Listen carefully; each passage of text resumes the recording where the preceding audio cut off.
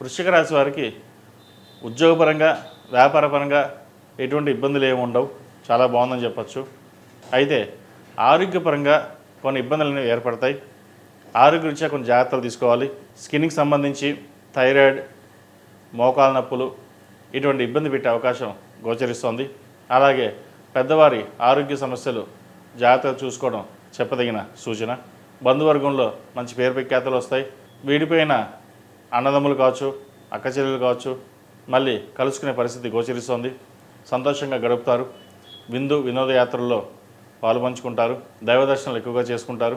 మీకున్న తెలివితేటలతోటి ఏదైనా సాధించగలం అనే ధోరణి ఎక్కువగా ఉంటుంది, పట్టుదల ఎక్కువగా ఉంటుంది. అలాగే సాధిస్తారు కూడా.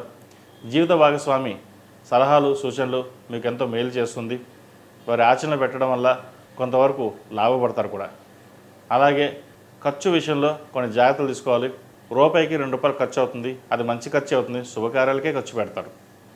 అలాగే ఈ రాశిలో జన్మించిన స్త్రీలకు వృత్తి ఉద్యోగ పరంగా బాగుందని చెప్పచ్చు.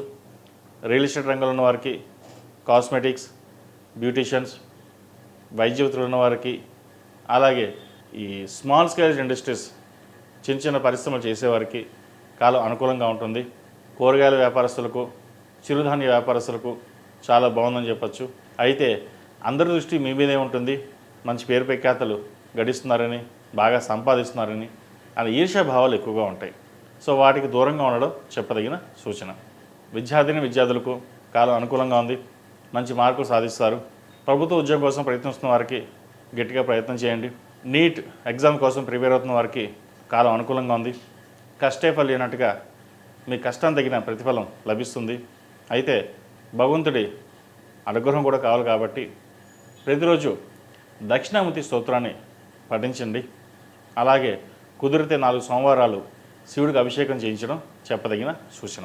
అలాగే వివాహ ప్రయత్నాలు చేస్తున్న వారికి వివాహ ప్రయత్నాలు కలిసి వస్తాయి.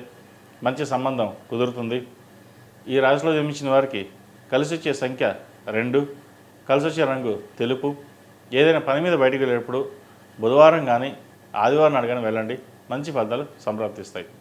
ఈ రాశివారు ప్రతిరోజు ప్రతినిత్యం ఓం నమః శివాయతో దీపారాధన చేయండి.